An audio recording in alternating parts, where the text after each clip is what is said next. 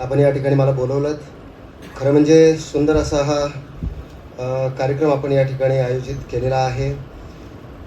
महाविद्यालयाच्या या ठिकाणी कुलसचिव तथा कार्यशाळेच्या संयोजिका माननीय डॉक्टर दर्शना गांधी मॅडम, त्याचप्रमाणे डॉक्टर नंदा देशमुख इंग्रजी विभाग आणि बाकीची सगळी मंडळी आहे, परिचित अपरिचित, ज्यांनी माझा परिचय करून दिला. आदरणीय भुमरेजी असतील, कनिष्ठ लिपिक, त्याचप्रमाणे ज्यांच्यामुळं हा योग म्हणजे जुळून आला असं म्हणायला हरकत नाही, श्री आमचे अत्यंत जवळचे मित्र संतोषजी ठाले.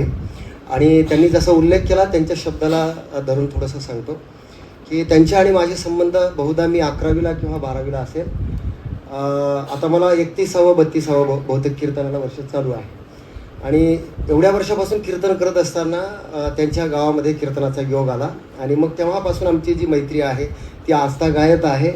आणि आमच्या मॅडम जेव्हा फोनवर माझ्याशी बोलल्या तेव्हा त्यांनी सांगितलं असा असा कार्यक्रम आहे आणि तुम्हाला कार्यक्रमासाठी यायचं आहे. खरं म्हणजे तुम्ही मला या ठिकाणी मार्गदर्शक म्हणून बोलवलेलं आहे आणि माझा विषय आहे संवाद, म्हणजे कम्युनिकेशन ही जी कला आहे त्याच्यामध्ये लिखित स्वरूपात असेल किंवा संवादाचं जे कौशल्य आहे बोलायच्या संदर्भात असेल किंवा बोलणं आपलं कसं असलं पाहिजे, लिखितमध्ये असेल, रायटिंगमध्ये असेल किंवा कम्युनिकेशन स्किल. आताच्या काळामध्ये मी तर असं म्हणेल की बरेच लोक असे आहे की ज्यांना बाकीचं काही जमत नाही पण बोलणं चांगलं जमतं म्हणून त्याचं सगळं भागतं. म्हणून बोलणं पहिल्यांदा आलं पाहिजे असं मी मानतो. कारण कला फार उत्कृष्ट आहे ही. कारण बोलणारा माणूस कुठेही बाजारात उभा राहिला तर तो त्याचं पोट भरू शकतो. एक स्किल आहे, ते थोडंसं डेव्हलप करावं लागतं. आणि मला वाटतं आमचंही आजपर्यंत त्याच्यावरच चालू आहे असं म्हणायला हरकत नाही. तर छान कला आहे, आपण ती डेव्हलप केली पाहिजे. ज्यांच्या निमित्तानं आणि मॅडमनी जेव्हा मला पहिल्यांदा फोन केला, मला वाटतं खरं म्हणजे तुमच्या सगळ्यांसमोर मला थोडंसं बी फ्रँकली एक गोष्ट मी बोलतो की मी काय मोठा मार्गदर्शक किंवा तुम्हाला काही उपदेश करावा, मार्गदर्शन करावं या भूमिकेतून बोलणार नाही. एक तुमचा मित्र आणि सहकारी या भावनेतून बोलेल. आणि माझा विषय जर संवाद आहे, संवाद तुम्हाला सांगायचा आहे तर मलाही तुमच्याशी संवाद साधता आला पाहिजे, ही ती कला आहे.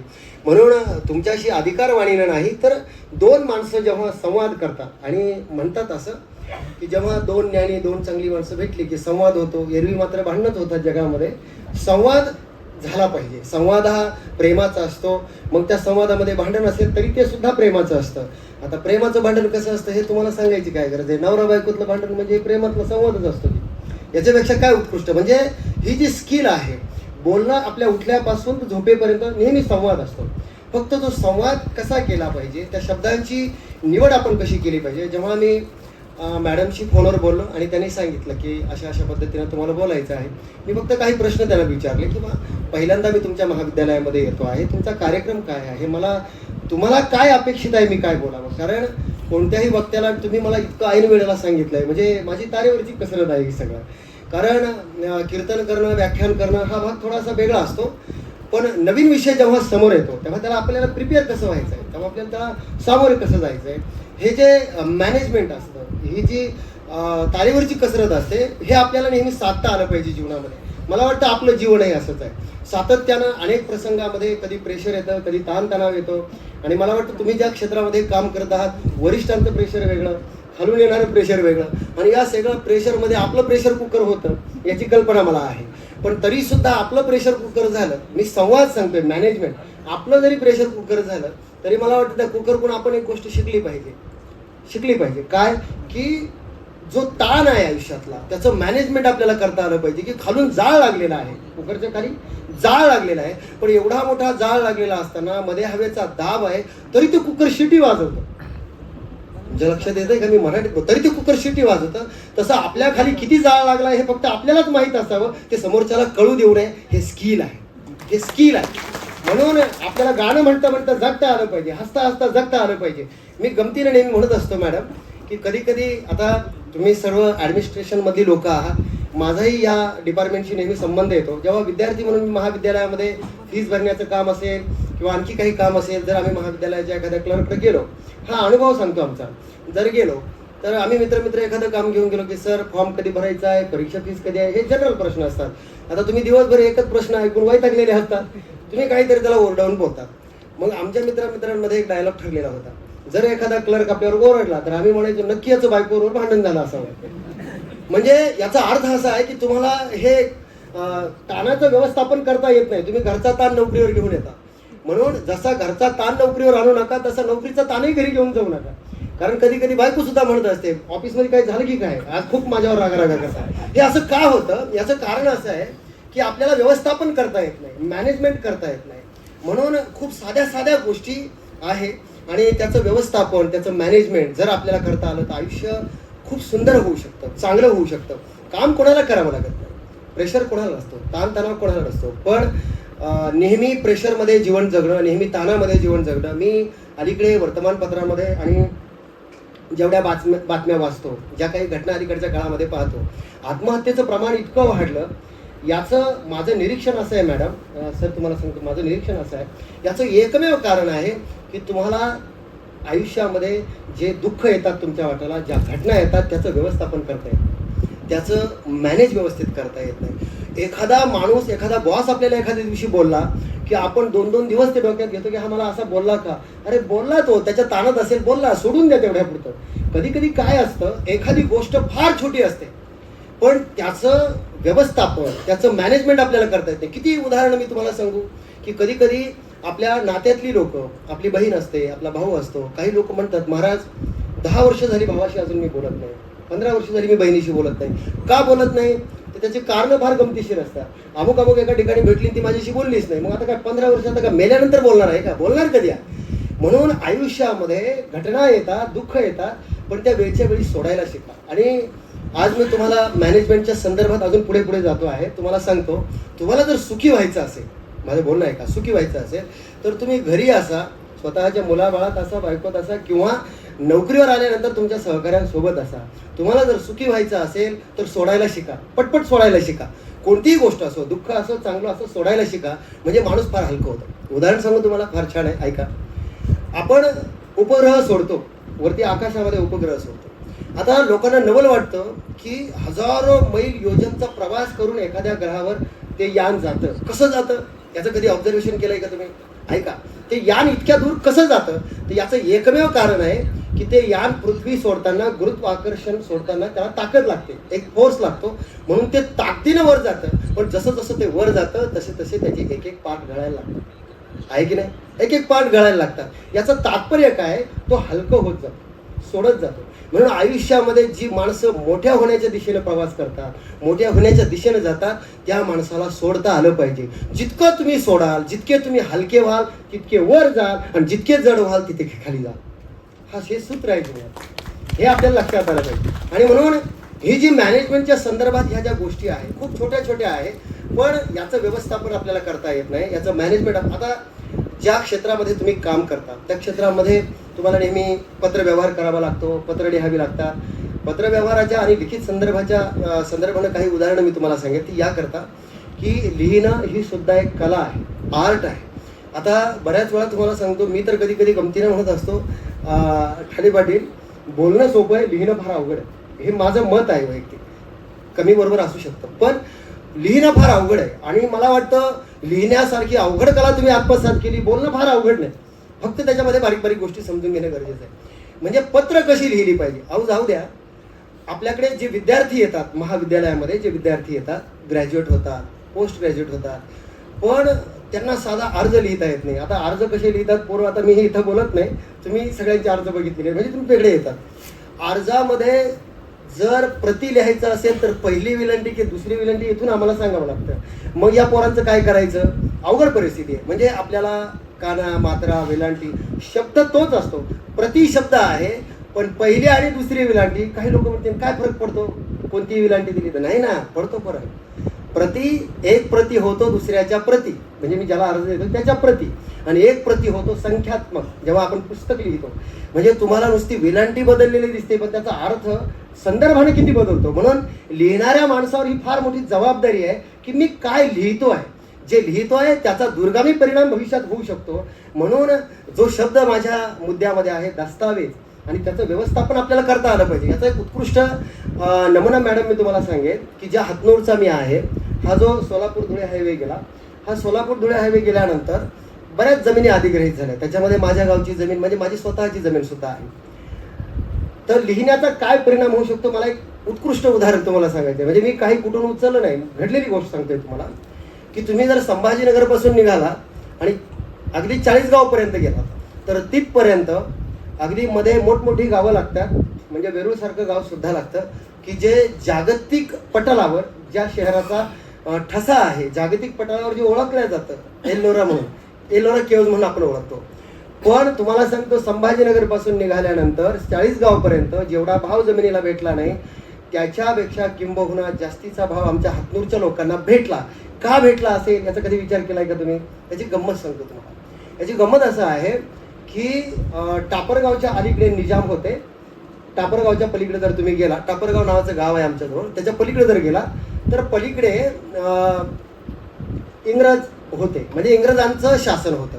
बघा ना तुम्ही, टापरगावच्या पलीकडे इंग्रज आहे, टापरगावच्या अलीकडे निजाम आहे आणि नेमका योगायोग असा तिथला जो अधिकारी होता, इंग्रज अधिकारी, हे सगळं काम पण मी तुम्हाला व्यवस्थापन सांगतोय कागदपत्राचं कसं केलं जातं. तो जो अधिकारी होता सगळं व्यवस्थापन करणारा, त्या अधिकाऱ्यानं हे सगळं व्यवस्थापन करत असताना आमच्या हातनूरचा माणूस त्याच्या हाताखाली कारकुनी करायला होता, क्लर्क होता. त्याने या सगळ्या नोंदी करत असताना आमच्या गावाचं नाव हे ग्रीन झोनमध्ये टाकलं. तो माणूस आता राहिला नाही, कोण आहे काय मला ते सांगायचं, तो माणूस राहिला नाही, पण त्याने त्यावेळेस केलेली नोंदी आमच्या पिढीला फायदा देऊन, हे मला सांगायचं आहे. तुम्ही एक ओळ टाकलेली, एक टाकलेला शब्द कदाचित भविष्यात एखादं मोठं भांडण उत्पन्न करू शकतो, एखादी मोठी समस्या सोडू शकतो. म्हणून आपल्याकडे व्यवहारामध्ये एक म्हण आहे की सौ बका आणि एक लिखा. का आलं हे?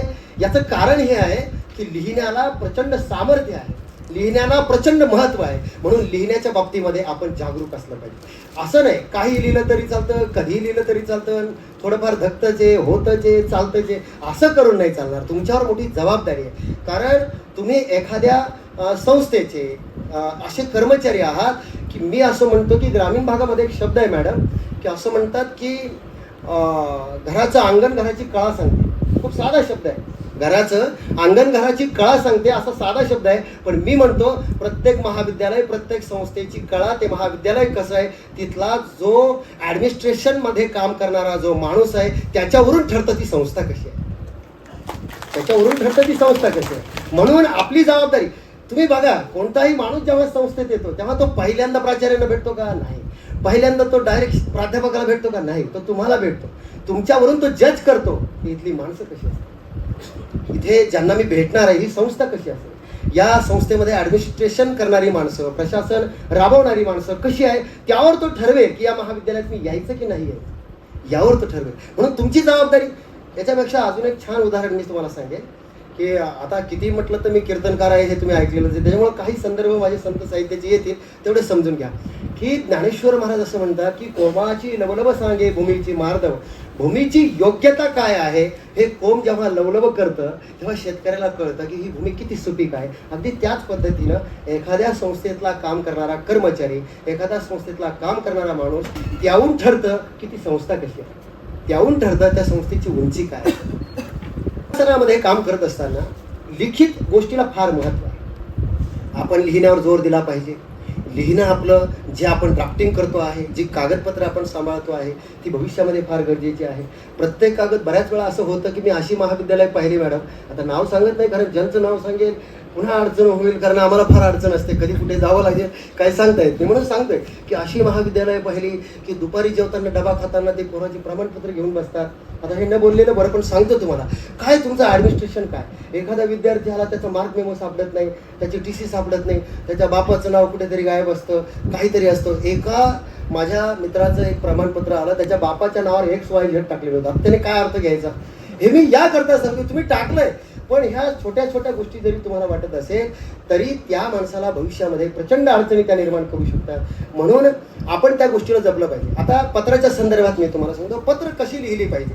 काही उत्कृष्ट उदाहरणं मी तुम्हाला भूतकाळातली सांगतो की आमच्या संत वाङ्मयामध्ये फार छान उदाहरण येतं की चांगदेवासारखा एक मोठा महान योगी ज्ञानी माणूस झाला की ज्याने पहिल्यांदा ज्ञानेश्वर महाराजांची त्यांची भेट झाली. मी पत्राच्या संदर्भात बोलतो आहे, ऐका. पत्राच्या संदर्भात पत्र कसं लिहिलं पाहिजे. आपल्या लोकांना पत्र कुठून कसं सुरू करावं हे सुद्धा समजत नाही. पत्र कसं लिहिलं पाहिजे.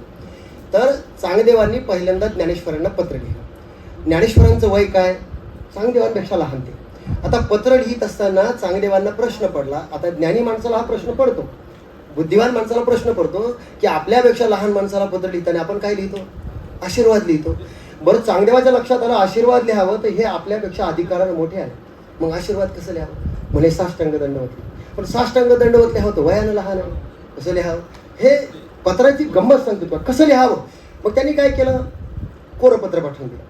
आता कोरं पत्र पाठवल्यानंतर माणूस त्याला म्हणायचं की पत्र कोरं जरी आलं तरी कोऱ्या पत्रालाही कसं उत्तर द्यावं हे ज्ञानेश्वरांनी जगाला दाखवलं. कोऱ्या पत्रालाही उत्तर देता आलं पाहिजे. आपल्याला लिहिलेल्या पत्राचं उत्तर लवकर देता येत नाही. माझं बोलणं लक्षात येतंय का? आपल्याला लिहिलेल्या मेलचा, लिहिलेल्या पत्राचं उत्तर लवकर देता येत नाही.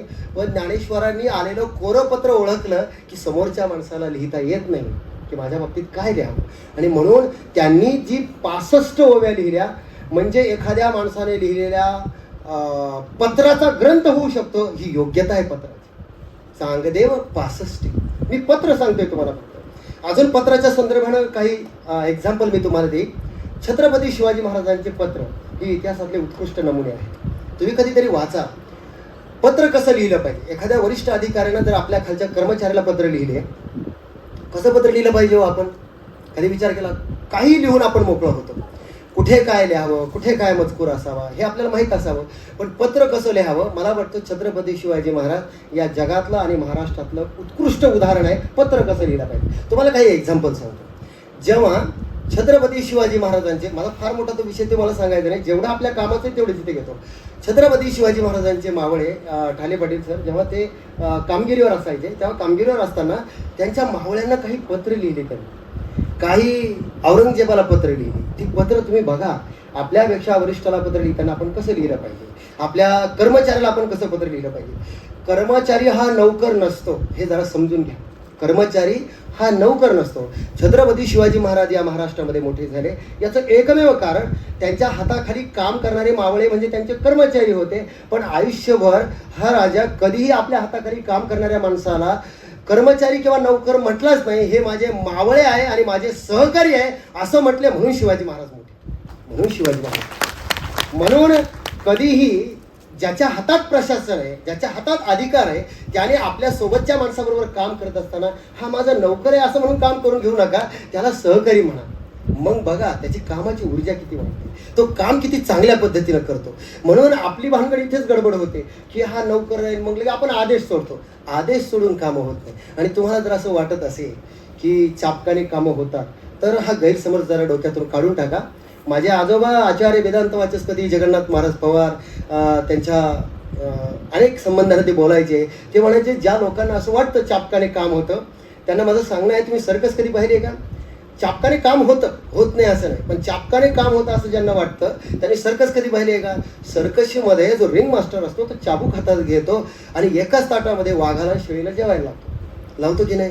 जेवायला लावतो. हे त्याचं सामर्थ्य आहे. पण हे चापकाने होतं, त्याला तो वाघ म्हणत असतो हा चाबूक तू बाजूला ठेवून बघ, नाही शेळी सगळं तुलाही खाल्लं तर खाली काय राहील.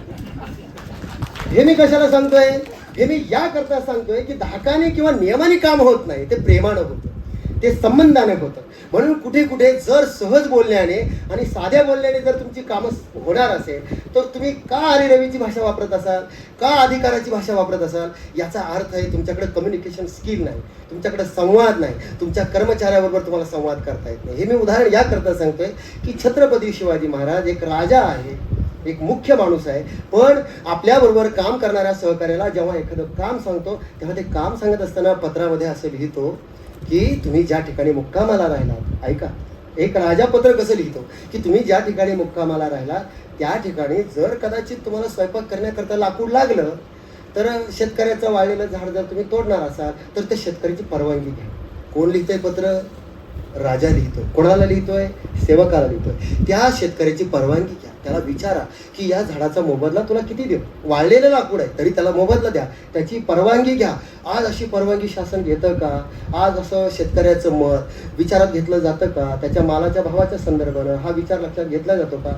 मला वाटतं आजही लोकशाहीमध्ये एखाद्या राजाची आठवण जर होत असेल तर ती यामुळं होते की प्रजेची काळजी वाहणारा हा राजा जेव्हा असं सांगतो की माझ्या प्रजेच्या भाजीच्या देठालाही धक्का लागता कामाने, हे स्वतःच्या पत्रात नमूद करतो.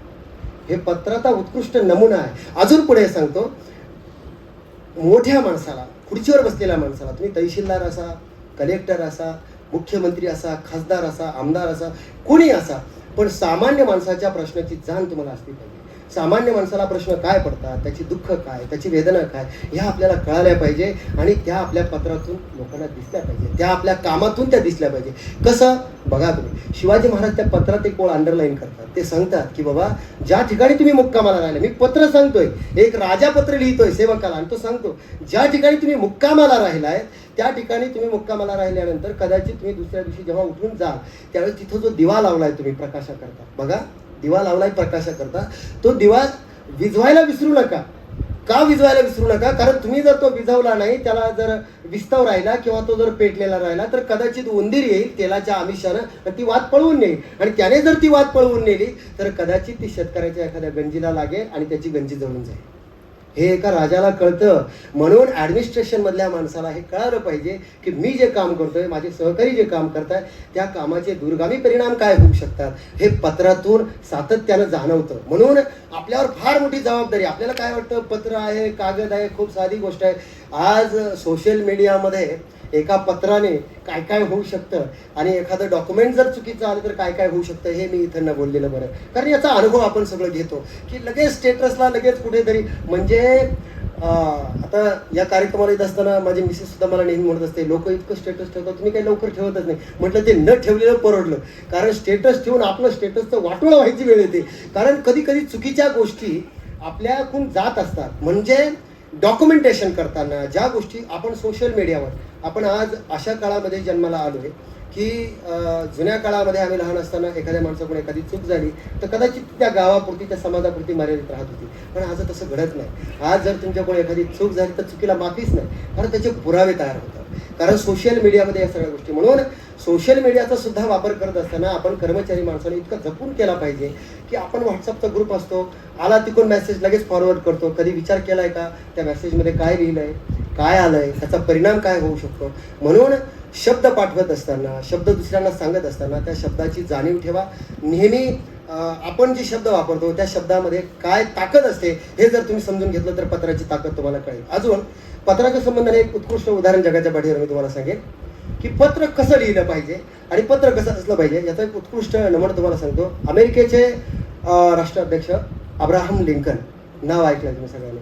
तुम्ही बघितलंय का, बऱ्याच महाविद्यालयामध्ये, शाळेमध्ये अब्राहम लिंकनने लिहिलेलं पत्र ठेवलेलं आहे की नाही, मढवलेलं आहे. आपलं पत्र मढवेल का कोणी? असं का मढवणार नाही? आपल्याकडे शब्दच नाही, आपण शब्द धरीत आहोत. का असं होतं? पत्र लिहिताना कोणते शब्द निवडले पाहिजे, पत्र कसं लिहिलं पाहिजे याचा उत्कृष्ट नमुना. बरं तुम्ही बघा, पत्र लिहिताना नम्रता, पोलाइटनेस, आपल्यामध्ये लीनता, शालीनता ही किती असली पाहिजे हे त्या पत्रातून आपण शिकलं पाहिजे. पत्र कोणाला लिहिलंय? लिंकन यांनी. पत्र कोणाला लिहिलंय? शिक्षकाला लिहिलंय. कोणत्या शिक्षकाला लिहिलंय? ज्या शिक्षकाच्या हाताखाली अब्राहम लिंकनचा मुलगा शिकतोय. म्हणजे गुरुला पत्र लिहिलंय. पण पत्र लिहित असताना असं म्हणत नाही की मी या देशाचा अध्यक्ष आहे आणि तुम्हाला हे करावं लागेल. पत्र वाचा नाही, सर विनंती आहे, एवढं जमलं तर बघा, विनंती आहे, माझ्या मुलाला शिकवा, या गोष्टी शिकवा. सगळं शिकवणं शक्य नाही, पण शिकवा त्याला की जगामध्ये लबाडी करू नको, चांगलं वाग, नीती नियमानं वाग. खूप मोठं पत्र तेवढं सांगत बसत नाही. मला सांगायचे आहे की एवढा मोठा माणूस इतकं नम्र होऊन जर पत्र लिहित असेल, म्हणून त्या पत्राची उंची वाढते. आणि नेहमी तुम्हाला सांगतो की तुम्ही कोणत्याही खुर्चीवर बसा, कोणत्याही पदावर बसा, पण त्या खुर्चीवर तुम्ही बसलात म्हणून तुमचा मोठेपणा असू नये या मताचा मी आहे. माझं बोलणं नीट आहे का? ज्या खुर्चीवर तुम्ही बसलात त्या खुर्चीमुळे तुमचा मोठेपणा असू नये. उलट ज्या खुर्चीवर तुम्ही बसलात तुमच्या कार्यानं, तुमच्या कर्तृत्वानं आणि तुमच्या कामानं त्या खुर्चीचाही मोठेपणा वाढला पाहिजे, ही आपल्या कामाची योग्यता असते. किती लोक मी जगामध्ये अशी दाखवू की ती लोक त्या पदापेक्षा मोठी असतात, त्या पदाची त्यांना आवश्यकता नसते. ती पद त्यांनी सोडलं तरी त्यांची गरिमा तशी समाजामध्ये राहते. म्हणून आपल्या कामाला, म्हणून काही माणसं, मला वाटतं या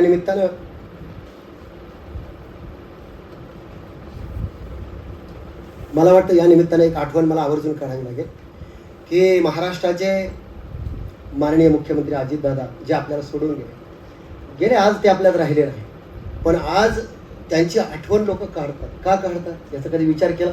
खूप माणसं जन्माला येतात आणि जातात, पण जेव्हा एखादा माणूस आपल्या कामाचा, आपल्या कार्याचा आपल्या कर्तृत्वाचा ठसा समाजावर सोडतो, समाजाचं जीवनमान त्यांच्या कामामुळं बदलतं, त्यामुळं त्यांच्या कामाचा उल्लेख होतो. म्हणून लक्षात ठेवा, तुमचा माझा देह हाडामासाचा आहे. एक दिवस तुमच्याही देहाची माती होणार, माझ्याही देहाची माती होणार, पण येणारा काळ तुम्हाला आणि मला लक्षात ठेवेल फक्त तुमच्या माझ्या विचारामुळं, तुमच्या माझ्या कार्यामुळे. म्हणून कार्य श्रेष्ठ ठेवा, काम श्रेष्ठ ठेवा. म्हणून कुठल्या खुर्चीवर आपण बसलो म्हणून मोठं होत नाही. म्हणून अब्राहम लिंकनचं पत्र हे आपल्याला सांगतं. आणि सर, पत्राच्या संबंधानं मला वाटतं आपण कसं लिहिलं पाहिजे, कसं वाचलं पाहिजे या संबंधाने एक उत्कृष्ट उदाहरण अजून एक तुम्हाला सांगेन, मला फार आवडतं. आपल्या विद्यापीठामध्ये, डॉक्टर बाबासाहेब आंबेडकर मराठवाडा विद्यापीठामध्ये, जेव्हा आपल्या विद्यापीठाचं नाव पूर्वी हे नव्हतं, जुनं होतं, त्यावेळेस मराठी साहित्यातले एक फार मोठे लेखक आहे ज्यांचं नाव आहे नरहर कुरुंदकर, तुम्ही ऐकलेलं असेल. आणि त्यावेळेस विभाग प्रमुख होते वाल कुलकर्णी, आणि त्यावेळेस ते विद्यार्थी होते. विद्यार्थी असताना डिपार्टमेंटला मी तुम्हाला लिहिण्याची गोष्ट सांगते, लिहिण्याने काय होऊ शकतं. तर वाल कुलकर्णी विभाग प्रमुख होते, नरहर कुरुंदकर विद्यार्थी होते, उत्कृष्ट विद्यार्थी. आणि मग आपल्याकडे एक, तुम्ही आता क्लरिकलमध्ये काम करता म्हणून मी तुम्हाला ॲडमिनिस्ट्रेशनमध्ये काम करता म्हणून एक गोष्ट सांगतो. आपल्याकडे ग्रॅज्युएशनला, पोस्ट ग्रॅज्युएशनला एक गोष्ट आहे, ट्युटोरियल लिहावं लागतं. आपल्याला माहिती नसेल, ट्युटोरियल आपण लिहितो. आता या ट्युटोरियलला किती मार्क असतात? 20 मार्क असतात, 30 असेल, जे असेल ते असेल, फॉर्मॅट आपला बदलत असतो कधी कधी सिलेबसनुसार. 20 मार्क गृहीत धरा, 20 मार्क. खरं सांगा, त्या ट्युटोरियलची योग्यता काय, त्याची क्वालिटी काय, काय क्वालिटी काय? बरेच लोक लिहितात, आपण मार्कही देतो त्यांना, पैकी देतो, पण त्याची योग्यता काय? पण नरहर कुरुंदकरांनी त्या काळामध्ये जे ट्युटोरियल लिहिलं, ऐका, जे ट्युटोरियल लिहिलं, एका विद्यार्थ्याने लिहिलेलं ट्युटोरियल, एका कादंबरीवर लिहिलेलं विश्लेषणात्मक, मी लिहिण्याची कला सांगतो, लेखन कौशल्य, त्यांनी विद्यार्थी दशेमध्ये एका कादंबरीवर लिहिलेलं विश्लेषणात्मक लेखन, आणि त्या लेखनाचा दर्जा इतका सुंदर होता की त्यांनी लिहिलेलं ट्युटोरियलचं नंतर ग्रंथ झाला, आणि त्याचं नाव आहे धार आणि काठ. मी ट्युटोरियलची गोष्ट सांगतोय. आपले ट्युटोरियल कुठे जातात त्याच्याबद्दल मी बोलत नाही, आपल्या पेपरची अवस्था सांगू नका, ते आपल्याला माहिती आहे. हे मी याबद्दल बोलतो आहे की आपण जे काम करतो ते काम किती योग्यतेचं असलं पाहिजे, आपलं लिखाण कसं असलं पाहिजे, आपलं लेखन कसं असलं पाहिजे, आपलं कौशल्य कसं असलं पाहिजे, या संदर्भानं आपण विचार केला पाहिजे. आणि मला वाटतं या संदर्भानं विचार करत असताना एक महत्त्वाचा मुद्दा तुमच्या संदर्भानं मला सांगावा लागेल की आपण कर्मचारी म्हणून काम करत असताना सातत्यानं समाजामध्ये एका गोष्टीची जाणीव मला दिसते की ज्ञान असणं, आपण पंडित असणं, मोठेपणा असणं, हा एक वेगळा भाग आहे. आपण आपल्यामध्ये विद्वत्ता असणं हा एक वेगळा पार्ट आहे. पण डॉक्टर बाबासाहेब आंबेडकर असं म्हणायचे की त्यांनी जे एक भाषण केलेलं आहे, त्या भाषणाचा संदर्भ देऊन मी तुम्हाला सांगतो की त्यांचा तुम्ही कोणता जरी पुतळा पाहिला तरी त्या पुतळ्याच्या खाली 3 अक्षरं आहेत. कोणती? कधी वाचली? वाचा. नसेल वाचली तर वाचा. ते असं म्हणायचे की देशाचा विकास व्हावा असं वाटत असेल, समाजाचा विकास व्हावा असं वाटत असेल, एखाद्या संस्थेचा विकास व्हावा असं वाटत असेल, तर ही 3 शब्द प्रत्येक कर्मचाऱ्यानं, प्रत्येक सहकार्यानं, म्हणजे कर्मचारीच नाही तर प्रत्येक माणसानं आपल्या जीवनात ती उतरवली पाहिजे. का? प्रज्ञाशील आणि करुणा, ही 3 तत्व का सांगितले असेल त्यांनी? प्रत्येकाचा अर्थ थोडक्यात सांगतो. प्रज्ञा मीन्स तुमच्याजवळ विद्वत्ता आहे, तुम्ही ज्ञानी आहात, ठीक आहे, विद्वान आहे, तुम्हाला किंमत आहे. पण ते म्हटले नुसतं विद्वान असून भागत नाही, नुसतं ज्ञानी असून भागत नाही. तुम्ही ज्ञानी आहात, विद्वान आहात, पण शील नाही तुमच्याजवळ, म्हणजे चारित्र्य नाही. चारित्र्य आज समाजामध्ये सगळ्यात दूर गेलेली गोष्ट जर कोणती असेल तर ती ही आहे. कारण ते म्हणायचे की शिक्षण आणि ज्ञान ही अशी दुधारी तलवार आहे की जो धारण करणारा आहे, तो धारण करणारा माणूस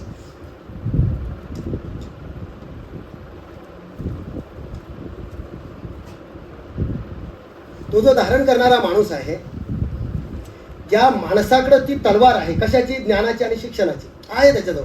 पण त्या तलवारीने समोरच्याचं रक्षण करायचं की त्याची हत्या करायची, हे त्याला काय ठरवतं? त्याचं चारित्र्य ठरवतं, त्याचं शील ठरवतं. म्हणून शील पाहिजे.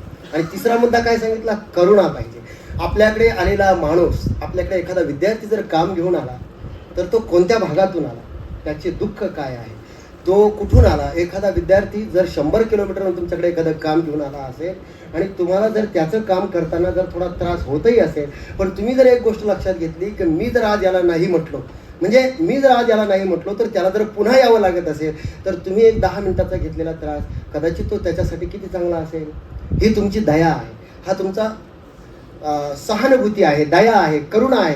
आणि म्हणून या गोष्टी तुम्हाला मोठ्या बनवतात. या गोष्टी तुमच्याजवळ असल्या पाहिजे आणि त्या असेल तरच. आणि म्हणून लिखाणामध्ये, साहित्यामध्ये, लेखन कौशल्यामध्ये सातत्यानं आपण या गोष्टी जर जपल्या तर मला वाटतं तर आणि तरच आपल्यामध्ये. आणि अजून एक गोष्ट मी सांगतो, कर्मचाऱ्यामध्ये सगळ्यात महत्त्वाचा गुण जर कोणता असला पाहिजे तर मला वाटतं आपण कोणत्याही पदावर असा, आपण कोणत्याही खुर्चीवर असा, आमचं संत वाङ्मय आणि एकंदर जगाचं साहित्य असं सांगतं की माणसामध्ये नम्रता, लीनता ही असली पाहिजे. कारण महापुरे झाडे जाती तेथे लव्हाळे वाचती. कारण नम्रता हा गुण असा आहे की तो तुम्हाला मोठं बनवतो. आणि कधी कधी तुम्ही बघा की एखादं जे झाड असतं, झाडाला जर फळं लागली तर ते झाड वाकतं, इतकं वाकतं की जमिनीला टेकतं. शेतकऱ्याला डेंगी लावायला लागतात. डेंगे कळतो ना शब्द, ग्रामीण भागातला डेंगे लावायला लागतात. त्याला असं उचलून धरावं लागतं. का? कारण ते फळाने वाकलं. याचं शास्त्र असं आहे की ज्या झाडाला फळं लागली ते झाड वाकतं आणि ज्या झाडाला फळं नाही ते ताटच उभं राहतं. तुझ्या लक्षात आलं का? म्हणून जगातला हा सिद्धांत आहे, ज्ञानी माणूस, मोठा माणूस.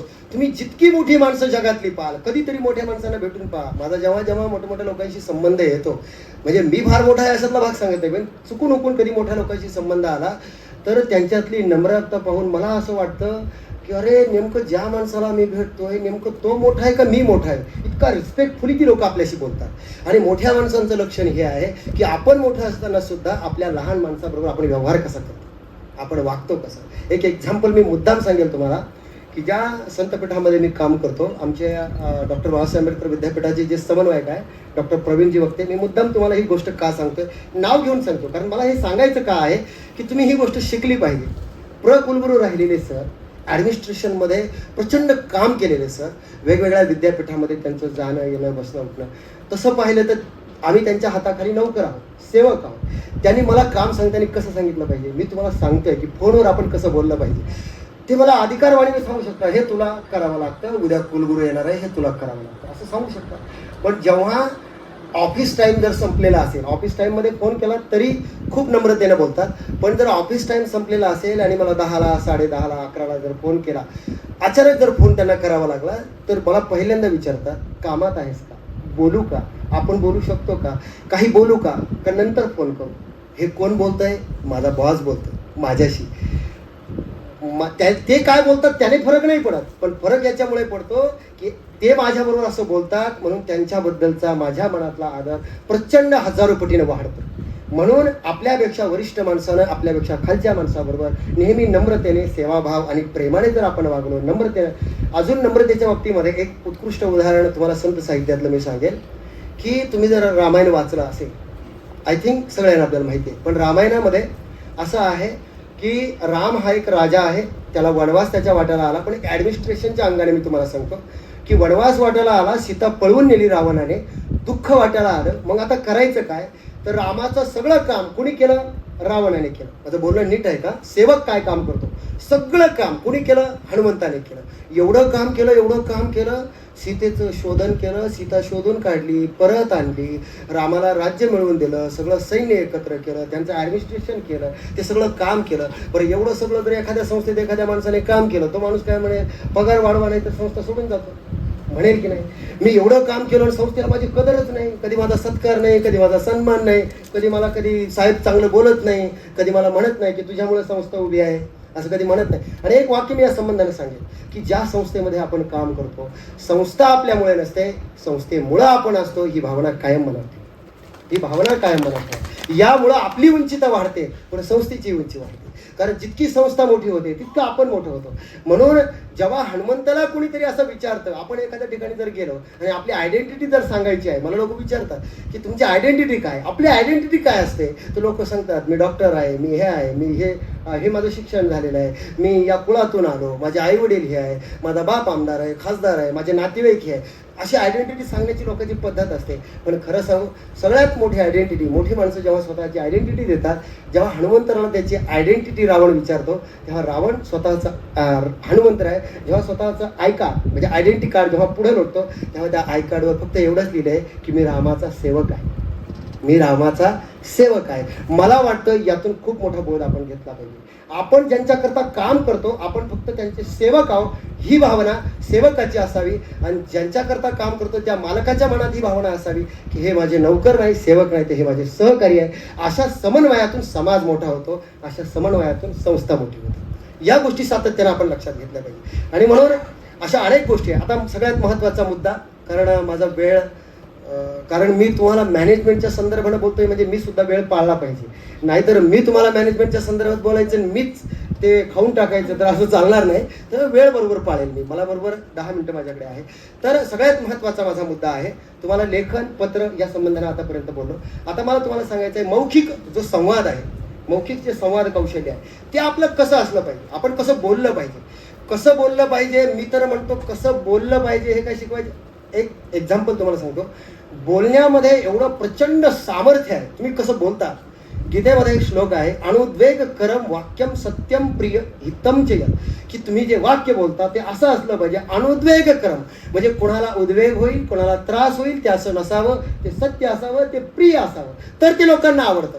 याचं अजून एक ट्रान्सलेशन सांगू तुम्हाला ज्ञानेश्वर महाराजांच्या ज्ञानेश्वरीतलं. साच आणि मवाळ नितले आणि रसाळ शब्द जैसे कल्लोळ अमृताचे. काही माणसं अशी अमृतासारखी बोलतात की ती बोलायला लागली की असं वाटतं या माणसाने बोलत राहावं, आपण ऐकत राहावं. काही माणसं असं बोलतात की लोक म्हणतात महाराज मरून जाईल, त्याच्या घरी पाणी पिण्याकरता जाणार. म्हणजे काय क्वालिटी असेल आपल्या बोलण्याची. काही लोक असं बोलतात की त्यांना बोलण्याचे पैसे भेटतात. लक्षात नाही आलं अजून. काही लोक असं बोलतात की त्यांना बोलण्याचे पैसे भेटतात, आणि काही लोकांना लोक म्हणतात तू न बोलायचं काय घेशील. असं का म्हणत असतील लोक. तर ती क्वालिटी आहे ज्याची त्याची, म्हणजे हे कौशल्य आहे बोलण्याचं. आणि म्हणून आमच्या संतांनी म्हणावं, आता तुम्ही फार जाणकार लोक आहेत, तुम्ही समजदार मोठी माणसं आहे म्हणून ते प्रमाण सांगायला काही हरकत नाही. आमच्या यमेला विद्यापीठामध्ये शिकत असताना एक साहित्यामध्ये साहित्यशास्त्र नावाचा पेपर आहे. कवटेकर सर आम्हाला ते शिकवायचे. औचित्य विचार जो साहित्यामध्ये येतो, कुठे काय बोललं पाहिजे, कसं वागलं पाहिजे, याला औचित्य विचार म्हणतात. त्या औचित्य विचाराच्या संदर्भाने त्यांनी असं सांगितलं की कसं बोललं पाहिजे. तुकाराम गाथेमध्ये एक अभंग आहे की कसं बोललं पाहिजे, कुठे काय बोललं पाहिजे हे माणसाला कळालं पाहिजे. नाहीतर एखादा माणूस लग्नामध्ये गेला, आता मला ट्रान्सलेट करायला सांगू नका, तुम्ही मोठी माणसं आहे म्हणून मी मुद्दाम म्हटलो, जशी शब्द तुकाराम महाराजांचे तसेच सांगतो म्हणजे तुमच्या लक्षात येईल. एक माणूस लग्नामध्ये गेला, ढाले पाटील मंगलाष्टक म्हणण्याकरता ब्राह्मण गेला, आणि त्याने कसं बोलायला पाहिजे, त्याच्या हातामध्ये माईक दिला. तुकोबरायांनी त्याचं ट्रान्सलेशन केलं. तुकोबराय म्हणतात, मांडवाच्या दारा पुढे आणलेला म्हातारा म्हणे नवरी आणा राट जाळा नवऱ्याचे तोड. असं जर बोलायला लागला तर लोक आंबी हळद लावेपर्यंत त्याला हाणणार नाही का. याचा विचार केलाय का तुम्ही. बोललं कसं पाहिजे. अजून एक तुम्हाला सांगू का, बोलणं ही अशी कला आहे की तुमच्या बोलण्याने समोरच्याला आनंद झाला, समाधान वाटलं पाहिजे, सुख वाटलं पाहिजे. कधी कधी काय होतं, काही लोकांना बोलण्याच्या बाबतीत इतके दरिद्री असतात. आपण एखादी साधी गोष्ट सांगतो मी तुम्हाला. आपल्याकडे एक औपचारिकता आहे. काय औपचारिकता आहे, आपल्या पाहुण्या रावळ्यामध्ये कोणी जर आजारी पडलं, पाटील सर आपल्याकडे जर पाहुण्या रावळ्यामध्ये कोणी आजारी पडलं मॅडम, तर आपल्याकडे काय करतो, आपण थोडीशी फळं घेतो, त्याला भेटायला जातो की नाही, भेटायला जातो. 1 किलो सफरचंद घेऊन जातात. किती, 2 किलो 1 किलो सफरचंद घेऊन जातात. आता भेटायला गेल्यानंतर मी तुम्हाला कम्युनिकेशन स्किल सांगतोय. त्याला झालेला असतो कॅन्सर, आहे का, त्याला झालेला आहे कॅन्सर. तुम्ही त्याला भेटायला गेलात, 2 किलो सफरचंद घेऊन गेला. आता कसं बोलायला पाहिजे तुम्ही त्याच्याबरोबर असं बोलायला पाहिजे की त्याला चांगलं वाटलं पाहिजे. हे तिथं जातात, 2 किलो सफरचंद त्याच्या उशाला ठेवतात आणि त्याला म्हणतात, काय सांगा तुम्हाला, आमच्या गावामध्ये 10 लोकांना कॅन्सर झाला होता, एकही जगला नाही हो, हाल हाल करून गेले सगळे. तो उद्या मरायचा आज मरे. अरे बोलायचं कसं. आता हे काय इथं सांगायची गोष्ट आहे का, ही स्किल आहे. तुम्हाला कोणत्या माणसाबरोबर संभाषण कसं करायचं आहे, कसं बोलायचं आहे, ही खूप साधी गोष्ट आहे. म्हणून आमचं संत वाङ्मय सांगतं की असं बोला की तुमचं बोलणं ऐकून समोरच्याला वाटलं पाहिजे. त्याच्याशी आपल्याला पाहून लोक जर रस्ते बदलत असतील तर समजायचं की आपल्याला बोलताच येत नाही, आपल्याला बोलताच येत नाही. आपल्याशी लोक जर बोलणं टाळत असतील तर याचा अर्थ काही लोकांचा फोन आल्यानंतर असं वाटतं की हा कधी ठेवेल, आणि काही लोकांचा फोन आल्यानंतर कधी तास होऊन जातो कळत नाही. ही आहे कम्युनिकेशनची स्किल, हे आहे संवाद कौशल्य. म्हणून हे जे संवाद कौशल्य आहे, हे जे कम्युनिकेशन आहे, या संदर्भानं माझ्याकडे काही जी मुद्दे महत्त्वाचे आहेत ज्याच्यावर मला बोलावं लागेल. त्या संदर्भानं काही मुद्दे हे आहे की समाजामध्ये वावरत असताना ज्या घटकाशी तुमचा संबंध येतो काम करत असताना, त्याच्यामध्ये पहिला घटक मला सांगितला विद्यार्थी, नंतर आहे पालक, नंतर आहे प्राध्यापक वर्ग, आणि तिसरा आहे अधिकारी वर्ग. तिघाच्याही संदर्भानं सांगतो आणि सगळे मुद्दे सांगतो की या तिघाच्या संदर्भानं लेखन, नंतर बोलणं कसं असलं पाहिजे, आपण काम कसं केलं पाहिजे, तिन्ही संबंधानं समजतो. आता विद्यार्थी आहे, विद्यार्थी कसा असला पाहिजे. पूर्वी काळामध्ये विद्यार्थी आणि शिक्षकाचं नातं इतकं पवित्र होतं की विद्यार्थी असा असला पाहिजे की तत्विधी प्रणिपातेन परिप्रश्नेन सेवया उपदेक्षन्ति ते ज्ञानम ज्ञानिनास तत्वदर्शिनः, की गुरुच्या संबंधानं, शिक्षकाच्या संबंधानं विद्यार्थ्याकडे इतका नम्र भाव असला पाहिजे की ज्यांच्याकडे मी शिकायला जातो आहे ते माझे गुरु नसून ते माझे देव आहे. मी त्यांच्याबद्दल आदरभाव ठेवला पाहिजे, त्यांच्याबद्दल प्रेम ठेवला पाहिजे. आहे का आताच्या विद्यार्थ्याबद्दल? या संदर्भानं मी स्वामी विवेकानंदांचं एक उदाहरण फार छान आवडतं, ऐकून ठेवा. ते याकरता सांगतो की गुरुकडं माणसानं कसं गेलं पाहिजे. आताचे विद्यार्थी कसे जातात गुरुकडं? जातानाच म्हणतात की त्यांचे वडील आई वडील घरूनच सांगतात, तसं हे बघ तुझे जे शिकवणारे शिक्षक आहेत त्यांना काही पगार कमी नाही, इथून सुरुवात करतात ते. मग आता पगार कमी नाही, मग तिथे जाऊन काय मारा कुठे करतो का? त्यांच्याबरोबर करतो काय? ते पगार कमी नाही, ते तुला शिकवतात म्हणजे काही उपकार करत नाही, त्याच्यामुळं ते विचारायचं त्यांना जे असेल ते. पण आम्हाला संत वाङ्मयाने हे शिकवलं, तरी तनु मनु जीवे चरणासी लागावे आणि अगरवता करावे दास्य सगळं, हा भाव आपल्या मनामध्ये असला पाहिजे तर ज्ञान प्राप्त होईल. हे आहे का आपल्याकडं? तर कसं गेलं पाहिजे गुरुकडं, या संदर्भानं एक स्वामी विवेकानंदांचं फार छान उदाहरण आहे, ऐकून ठेवा. एकदा काय झालं, कोलकात्याला स्वामी विवेकानंद महाविद्यालयामध्ये शिक्षण घेत होते आणि मॅडम त्या ठिकाणी त्यांना एक इंग्रजीमध्ये एक कविता होती. त्या कवितेमध्ये देहातीत महात्मा असा एक शब्द येतो, मी मराठीत सांगतो.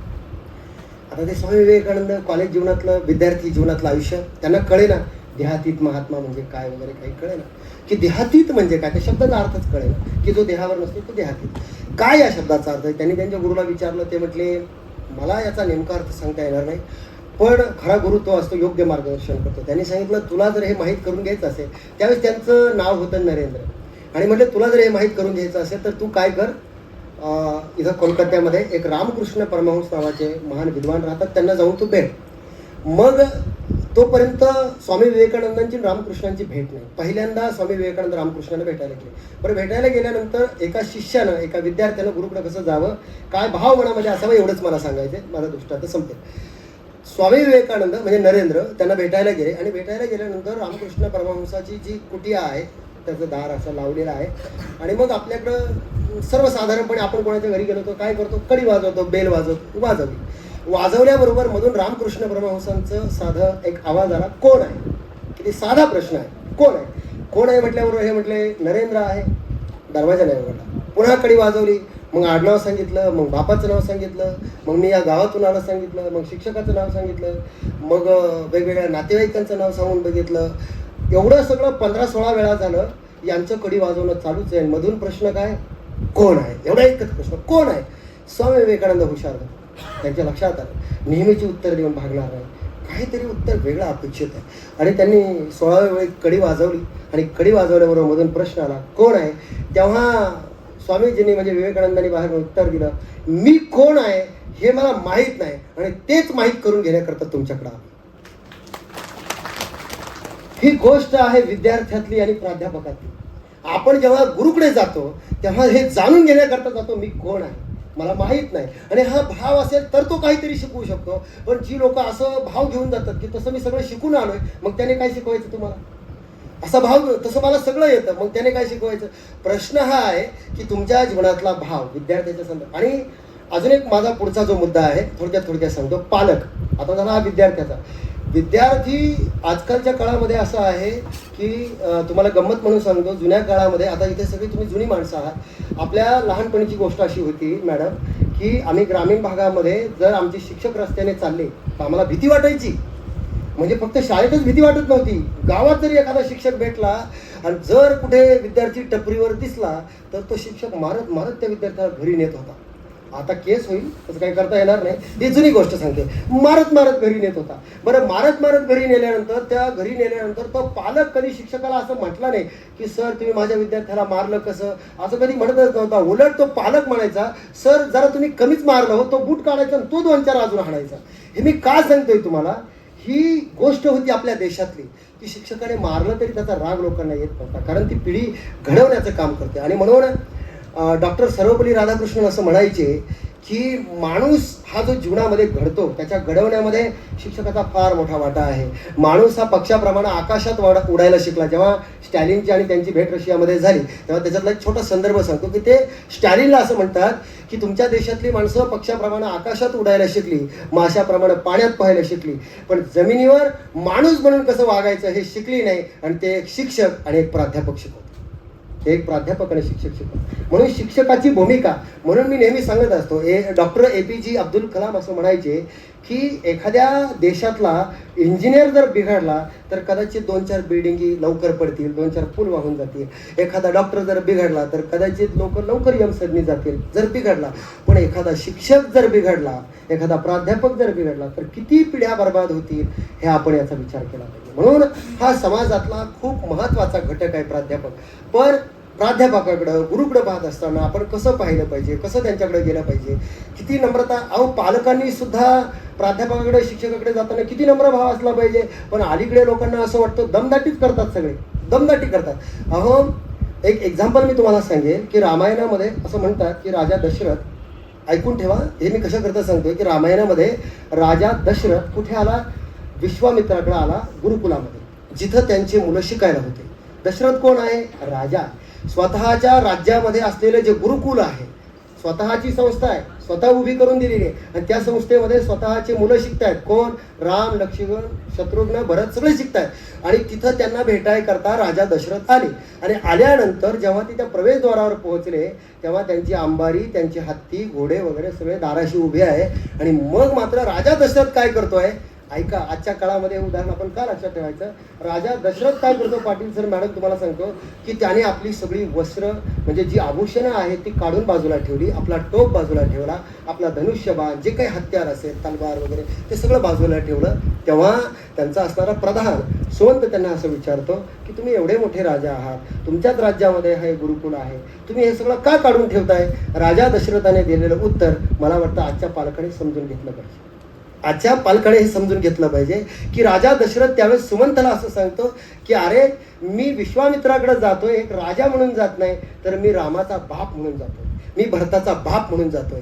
आणि जेव्हा मी एखाद्या शिक्षकाला, एखाद्या गुरुला बाप म्हणून भेटत असेल तेव्हा मी आमदार असेल, खासदार असेल, राजा असेल, ते पद, प्रतिष्ठा, मान, मर्तब त्या गुरुच्या घरात घुसताना ते सगळं दारावर सोडून मी मध्ये आलं पाहिजे. हा आदर्श आपण घेतला. ही नम्रता आपल्याकडे असली पाहिजे. आणि हे जोपर्यंत समाज समजून घेणार नाही तोपर्यंत मला वाटतं शिक्षणाला आणि याला योग्य दिशा भेटू शकत नाही. म्हणून प्राध्यापक वर्ग सुद्धा समाजामध्ये अत्यंत महत्त्वाचा आहे. त्याही संदर्भाने आपल्याला विचार करावा लागतो. आणि म्हणून पालक असेल, प्राध्यापक असेल, नाहीतर त्याच्यानंतर ही सगळी जी वर्ग आपण पाहतो समाजामध्ये, यामध्ये शेवटचा मुद्दा मी याकरता सांगेल की ॲडमिनिस्ट्रेशनमध्ये काम करणारी जी माणसं आहे, अधिकारी माणसं आहे, या अधिकारी माणसांना सुद्धा आपलं प्रशासन राबवत असताना, ॲडमिनिस्ट्रेशन करत असताना मला वाटतं संस्थेमध्ये वेगवेगळी माणसं असतात. पण मी एक वाक्य नेहमी सांगत असतो, जशी वेगवेगळ्या रंगाची फुलं, वेगवेगळ्या रंगाची फुलं, वेगवेगळ्या वर्णाची, वेगवेगळ्या जातीची फुलं एकत्र करण्याचं काम एक सुई, एक धागा करते आणि त्या सगळ्यांना ओळते. मला वाटतं एखाद्या संस्थेला एकत्र करण्याचं काम जर कोणी करत असेल तर त्या संस्थेतली ही ॲडमिनिस्ट्रेशन करणारी माणसं करतात. आणि त्यामुळे संस्था सुंदर त्या फुलासारखी आणि त्या हारासारखी दिसते. हे काम ती माणसं करतात. म्हणून ती संस्थेतली फार महत्त्वाची आणि जबाबदार घटक आहे असं मला वाटतं. आणि म्हणून या संदर्भानं पुढे जाताना शेवटचं उदाहरण मी याकरता सांगेन की अलीकडच्या काळामध्ये माझा वेळ बरोबर संपलेला आहे, 1-2च मिनटं तुमचे घेतो. शेवटचं उदाहरण मी याकरता सांगेन की आपण ॲडमिनिस्ट्रेशन करत असताना, काम करत असताना कधी कधी कामाचा ताण येतो. त्या कामाचं व्यवस्थापन आपल्याला करावं लागतं. कधी कधी काय होतं, अनेक अडचणींना आपल्याला सामोरे जावं लागतं, संकट आपल्यासमोर येतात, त्रास येतो. आणि मग या सगळ्या त्रासातून आपल्याला कुटुंब सांभाळायचं आहे, आपली संस्थासुद्धा एक कुटुंब आहे. या सगळ्यांचा समन्वय साधत असताना एक कर्मचारी म्हणून ॲडमिनिस्ट्रेशन करत असताना कशा पद्धतीनं आपण काम केलं पाहिजे, मला वाटतं सकारात्मकता आपल्या आयुष्यामध्ये कशी असली पाहिजे या संदर्भानं मला वाटतं महाविद्यालयाचं संपर्क बिंदू म्हणजे सहकारी जे असतात ते आपण आहात. आणि म्हणून आपण किती सकारात्मक असलं पाहिजे की मला वाटतं मी असे अनेक लोक पाहिले की ज्यांना दिवसभर सारखे फोन चालू असतात, पण तरीसुद्धा इकडचा एक फोन कानाला लावला, इकडचा एक फोन कानाला लावला तरी त्याला कळतं इकडच्या फोनवर कोण बोलतंय, इकडच्या फोनवर कोण बोलतंय. एक मी उदाहरण नेहमी सांगत असतो, तुमच्या निमित्तानं मला आठवलं, नाशिकला यशवंतराव चव्हाण महाराष्ट्र मुक्त विद्यापीठ आहे, आपल्याला माहिती आहे. त्या विद्यापीठामध्ये मधल्या काळामध्ये मी अनेक कामाच्या निमित्तानं गेलो आता त्या सरांचं पूर्ण नाव मला आठवत नाही, शिंदे सर नावाचा एक माणूस आहे. फार छान त्यांचं ॲडमिनिस्ट्रेशन होतं, मोठ्या पदावर होते. दिवसभर त्यांना फोन चालू असायचे.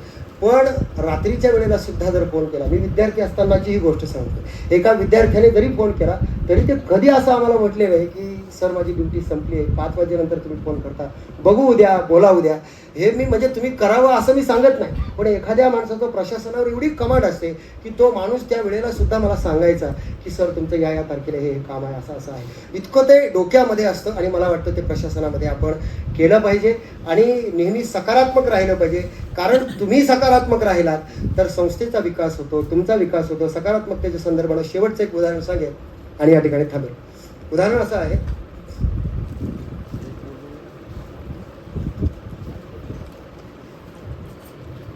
असं आहे, की आपण आयुष्यामध्ये सकारात्मक का राहिलं पाहिजे. एका शाळेमध्ये लहान लहान मुलं खेळत होती आणि ती खेळत असताना झालं काय, मॅडम तुम्हाला सांगतो, लहान मुलांना मधल्या सुट्टीमध्ये ते गोळ्या बिस्किट काही विकायला असतं बघा शाळेचं बाहेर. एक माणूस फुगे विकायला होता. माणसानं सकारात्मक कसं राहिलं, फुगे विकायला होता, वेगवेगळ्या रंगाची फुगं होती. ती फुगे त्या मुलाने पाहिली. सगळी मुलं, आता तो माणूस मुलं फुगे विकायला घ्यायला यावी म्हणून तो हवा भरायचा आणि ते आकाशात सोडायचा. सोडल्याबरोबर हे मुलांनी पाहिलं, ती विकत घ्यायला आली. मग कोणी लाल, हिरवा, पिवळा, ज्याला जो आवडेल तो कलर ते घ्यायला लागले. आता ही सगळी कलर घेत असताना त्यातला एक मुलगा असा होता की त्याच्याजवळ पैसे नव्हते, घरी विसरले नव्हते. तो म्हटला की बाबा पैसे नाही माझ्याजवळ, घरी आहे, उद्या आणून देतो, मला द्याल का फुगा. आता त्या बाबाने एवढं उत्तर दिलं, म्हटले ठीक आहे दे, उद्या काय हरकत नाही, उद्या देतो तुला फुगा. आणि तेवढ्यात त्याने काय केलं, त्या फुग्यातून एक फुगा काढला काळ्या रंगाचा आणि तो त्याला दिला. आता लहान मुलं आहे, त्याला काय कळतं, 8-9 वर्षाचं. त्याला असं वाटलं कदाचित मी पैसे उद्या देणार आहे म्हणून बाबाने काळा फुगा दिला की काय कोणच ठाऊक. कारण आपल्या संस्कृतीनं आपल्याला फार भयंकर शिकवलं आहे काही गोष्टी. काळा रंग म्हणजे अपशकुनी. आपण काळ्या रंगाची गाडी घेत नाही, काळ्या रंगाचे कपडे घेत नाही, काळा रंग आपल्याला आवडत नाही. मॅडम तुम्हाला सांगतो, आपल्याकडे मुलगा सुद्धा एखादी मुलगी पाहायला जातो तेव्हा सुंदरतेचं काय समीकरण आहे आपल्याकडं, मुलगी सुंदर दिसली पाहिजे. मुलगा काळा भूत असला तरी चालेल, त्याला मुलगी मात्र ऐश्वर्या रायसारखी सुंदर पाहिजे. का पाहिजे, कुठून आला हे, काळा रंग म्हणजे आपल्याला आवडत नाही, अशी आपली समीकरण आहे. पण लक्षात ठेवा, ज्या आमोशेला आम्ही वाईट म्हणतो त्या आमोशेला सकारात्मक बनवलं. छत्रपती शिवाजी महाराजांनी सगळी युद्ध त्या आमोशेलाच केली. आणि तुम्हाला गंमत म्हणून सांगतो, माझा जन्म सुद्धा आमोशाचाच आहे बरं का. माझी आई मला नेहमी अजून पण म्हणते, म्हणजे आता तिचं प्रेम आहे तो भाग सोडतो, माझी आई मला अजून पण म्हणते की तुझा जन्म आमोशाचा आहे, रात्री जरासं म्हणून फिरत जा. अरे म्हणजे आमोशाचा आहे त्याच्यामुळे माझ्या नादी कोण लागेल आता. हे मी याच्याकरता सांगतो की आमोशा म्हणजे वाईट असं आपल्याला वाटतं, पण जगामध्ये वाईट आणि चांगलं काही नसतं. सगळं तुमच्या दृष्टिकोनावर अवलंबून असतं, तुम्ही जगाकडे कसं पाहता यावर तुमचं मोठेपण ठरतं. आणि जेव्हा तो मुलगा म्हणतो की हा काळा फुगा आहे आणि हे मी का घ्यावं, हे मी याकरता सांगतोय की प्रशासनामध्ये काम करत असताना एखादं काम आपल्या वाट्याला येतं तेव्हा ते काम लहान आहे मोठं आहे असं न म्हणता ते काम त्या निष्ठेनं आपण केलं पाहिजे. काम कधी लहान मोठं नसतं. आणि मग तो फुगा घेताना तो मुलगा म्हणतो की त्या फुगे विकणाऱ्याला म्हणतो की बाबा हा काळा फुगा आहे. आणि मग त्या फुगे विकणाऱ्याच्या लक्षात आलं, अडाणी माणूस, त्या फुगे विकणाऱ्याच्या लक्षात आलं की हा फुगा का घेत नाही, याच्या लक्षात आलं की काळा फुगा. मग त्याने प्रश्न विचारला, म्हणजे बाबा हा काळा फुगा वर आकाशात जाईल का. तुमच्या आमच्याकरता उत्तर त्या बाबाने दिलेलं फार सुंदर आहे. तो म्हणतो हा काळा फुगा आकाशात जाईल का. तेव्हा तो म्हातारा माणूस त्या फुगे विकणारा त्या लहान मुलाला म्हणतो, अरे बाळा हा फुगा जो आकाशात जातो ना रे, तो त्याच्या रंगाने नाही.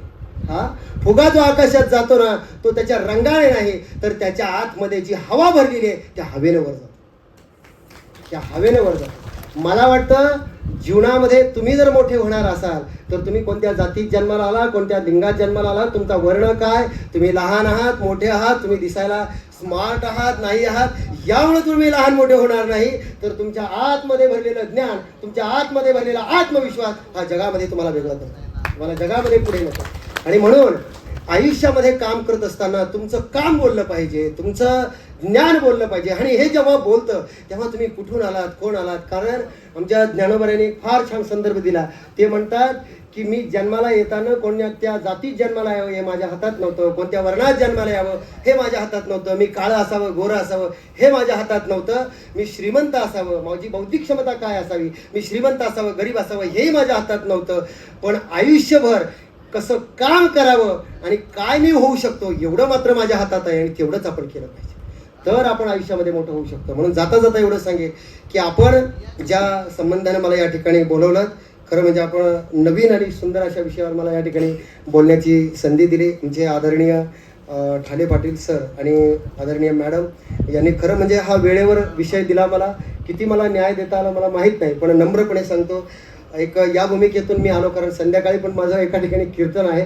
इथून मला 100 ते 150 किलोमीटर कीर्तनाला जायचं आहे, पण तरीसुद्धा आनंद वाटला की आपल्या माणसांमध्ये, चांगल्या लोकांमध्ये बोलायला खूप छान वाटतं. कारण वक्ता तो वक्ताची नव्हे श्रोते विन, कारण माणसं बोलणारी फार असतात, पण कधी कधी मला वाटतं येणाऱ्या काळामध्ये आता बोलणारी लोकं एवढी झाली की ऐकणारी लोकंसुद्धा भाड्याने आणावं लागतील उद्या, अशी परिस्थिती निर्माण व्हायला लागली. पण मला एवढी छान माणसं उपलब्ध झाली ऐकणारी, आणि आमच्या आदरणीय ठाले पाटील सरांनी मॅडमनी जी संधी आपण या ठिकाणी दिली, आपल्या संस्थेची आणि आपल्या सगळ्यांचे आभार मानतो आणि आपल्या ऋणात राहू इच्छितो. धन्यवाद. थांबतो.